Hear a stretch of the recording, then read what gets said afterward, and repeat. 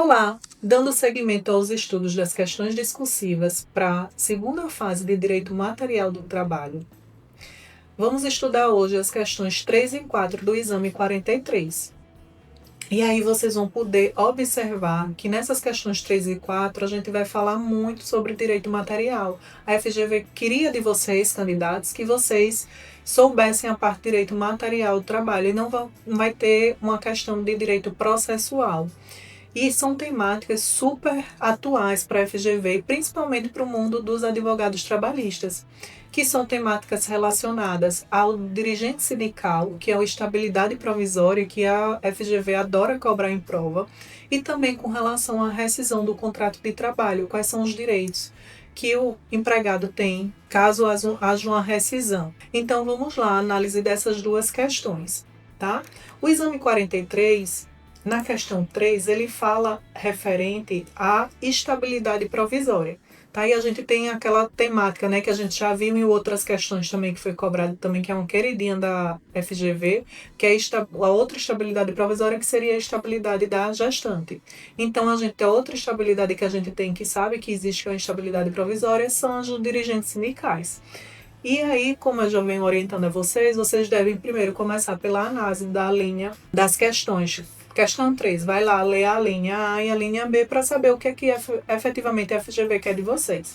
Então vamos lá, nessa sistemática, que é a sistemática que eu entendo que é a mais adequada para vocês não perderem tempo precioso de prova. A FGV questionava o seguinte: a forma pela qual a sociedade empresária realizou a dispensa por justa causa foi adequada? Então, veja, ele está dando informação de que justifique a resposta. Está dando informação de que houve uma dispensa por justa causa. E agora, cabe a gente procurar por que essa dispensa por justa causa foi feita. Então, vamos ao enunciado da questão. No enunciado da questão, vai dizer lá a FGV na situação problema. Sônia, empregada de uma sociedade empresária, foi eleita dirigente sindical e empossada em janeiro de 2023 para um mandato de 2 anos. Vejam só, a gente sabe que quando o empregado ele é eleito dirigente sindical, desde a data do registro da candidatura, ele já passa a ter estabilidade provisória. Certo? Então, se eram 2 anos de estabilidade provisória de Sônia, a gente tem que pensar o quê? Que ela foi empossada em janeiro de 2023, então ela, desde a data do registro da sua candidatura, ela já tinha direito a essa estabilidade. Como ela foi empossada em 2023, mais 2 anos, então ela tinha estabilidade até janeiro de 2025, inicialmente. E ainda tinha aquela garantia, né, de não poder ser dispensada. Continuando a leitura do enunciado. Em julho de 2024, a sociedade empresária acusou Sônia de estimular os empregados a realizar uma espécie de motim. Sônia teria combinado com vários empregados a ausência coletiva em determinado dia para prejudicar financeiramente a sociedade empresária e forçá-la a aceitar novos benefícios para os empregados. Por conta disso, o empregador imediatamente dispensou Sônia por justa causa. Pode isso? O empregador pode dispensar Sônia imediatamente por justa causa sem fazer nada? É isso que a questão da FGV está perguntando de vocês, está querendo saber de vocês na linha A. Afirmando, aí o enunciado continua, afirmando possuir provas robustas de todo alegado. A ex-empregada procurou como advogado para resolver a situação. Então, vejam só, quem é que é a nossa cliente aqui? Nossa cliente aqui é Sônia. Por quê? Porque ela sofreu uma dispensa por justa causa, mesmo sendo dirigente sindical, certo? Então, o que é que vocês tinham que responder? A forma como a pergunta é, a forma como a sociedade empresária realizou a dispensa por justa causa foi adequada?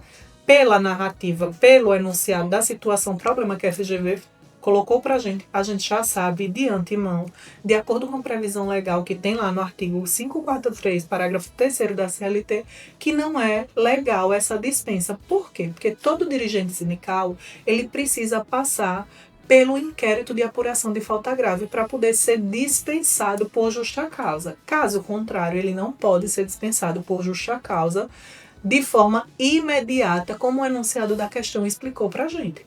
certo? Então, como é que vocês iam fundamentar essa resposta? Vocês iam colocar lá. No caso de Sônia, a mesma não poderia ter sido dispensada de forma imediata pela sociedade empresária, em virtude desta ser dirigente sindical e, nesse caso, ser necessário a apresentação de inquérito, a apuração através de inquérito por falta grave, tá? E aí a gente ia fundamentar lá no artigo 543 da CLT, parágrafo 3º, que diz o seguinte: o empregado eleito para cargo de administração sindical ou representação profissional, inclusive junto a órgão de deliberação coletiva, não poderá ser impedido do exercício de suas funções, nem transferido para lugar ou mister que lhe dificulte ou torne impossível o desempenho de suas atribuições sindicais. E ele continua no parágrafo 3º dizendo o seguinte: fica vedada a dispensa do empregado sindicalizado ou associado a partir do momento do registro da sua candidatura. Então, vejam, desde que Sônia se registrou lá a candidatura dela, ela não poderia ter sido dispensada pela sociedade empresária sem apuração através de um inquérito de apuração de falta grave.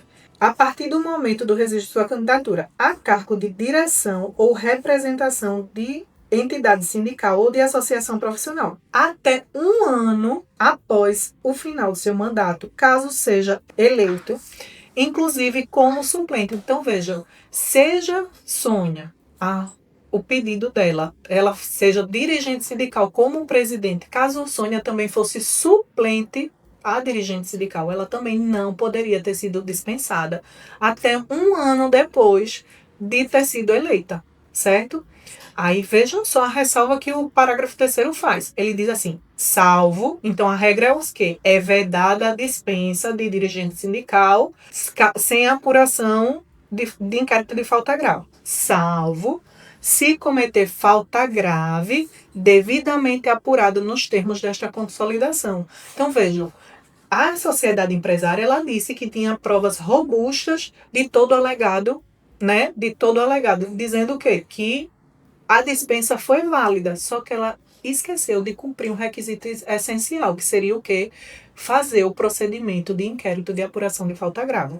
Tá aí, a gente tem essa mesma previsão legal lá na súmula 197 do STF e lá na súmula 379 do TST, que também era uma outra forma de fundamentação. Vocês poderiam colocar lá, conforme artigo 543 parágrafo 3º da CLT, ou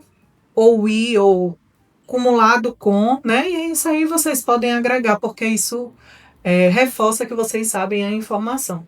Na súmula 197 do STF ou 379 do TST, certo? Então, nesse primeiro caso, Sônia só poderia ser dispensada se houvesse apuração por inquérito de falta grave, tá? E a segunda questão, a linha B do terceiro exercício, que a FGV pedia nesse exame 43, ele questionava o seguinte: caso Sônia ficasse desgostosa com a situação e resolvesse pedir demissão, imagine, Sônia super ofendida porque não cometeu aquele ato, né? Haveria algum procedimento próprio a ser observado? Vejam, todo dirigente sindical, como eu já falei, ele tem estabilidade provisória no emprego.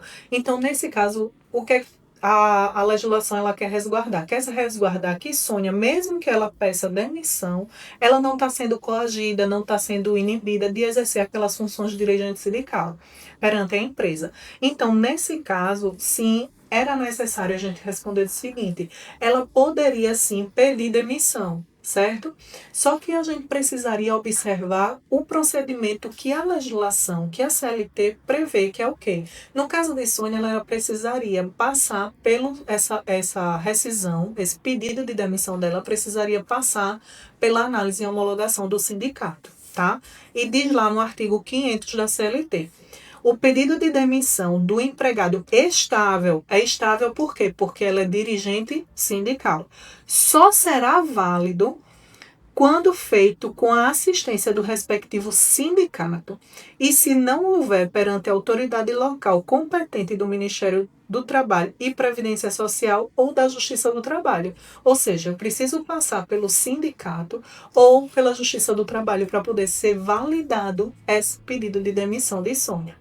Tá? Então, nesse caso, vocês responderiam dessa forma. É possível, haveria algum procedimento, a questão diz assim, haveria algum procedimento próprio a ser observado nesse pedido? Justifique. Sim, haveria um procedimento próprio a ser observado nesse pedido de Sônia de demissão.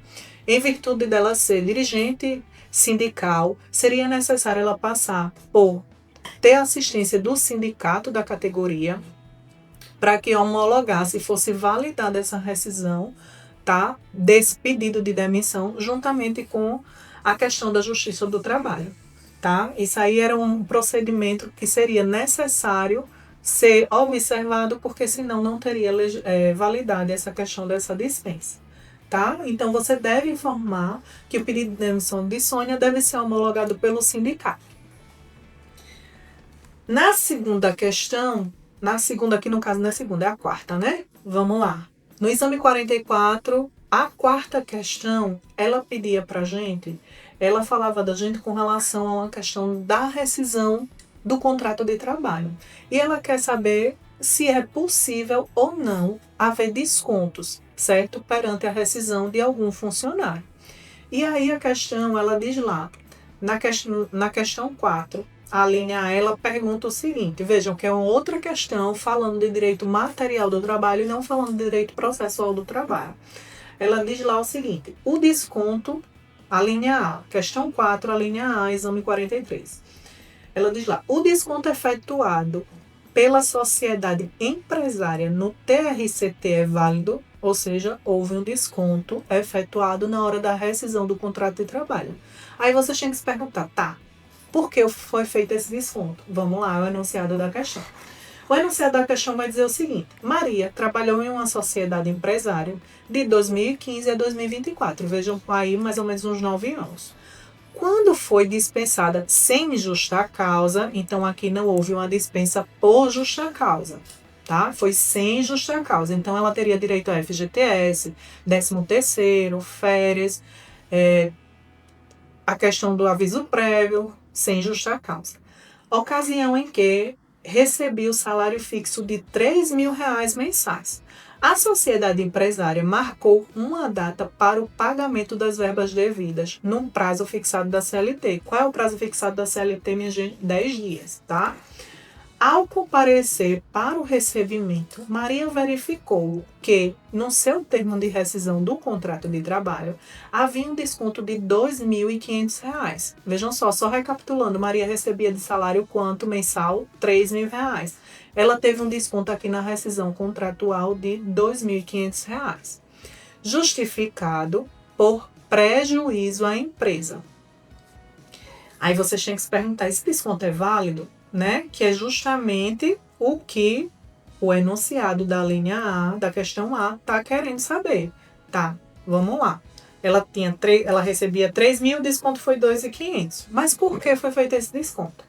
Maria questionou a situação e foi informada que a subtração pela compensação de uma máquina, que a subtração era pela compensação de uma máquina que, por distração, foi inutilizada por Maria, sendo que havia previsão em seu contrato de trabalho de descontos por prejuízos causados pela empregada. Então, veja, dentro do contrato individual de trabalho dela, ao qual ela iniciou, quando ela iniciou a exercer essa atividade como empregada nesta empresa, lá em 2015, ela assinou um contrato individual dizendo o quê? Que caso ela causasse algum prejuízo à empresa, tá? A empresa poderia sim fazer o desconto desse prejuízo na rescisão dela ou durante o contrato de trabalho, certo? Que é o que tem informando aí. Sendo que havia previsão no seu contrato de desconto e prejuízo causado na empresa. Foi ainda apresentada a nota fiscal de compra de uma máquina, tal qual a avariada, ou seja, a qual foi perdida pela empresa. Né? A empresa foi lá e apresentou a nota fiscal. Maria recordava-se de que de fato, havia quebrado um equipamento da sociedade empresária por descuido, ou seja, por culpa. Considerando o caso narrado e a legislação de regência, responda às indagações a seguir. Então, vamos lá. O desconto efetuado pela sociedade empresária é válido? É válido. Por quê?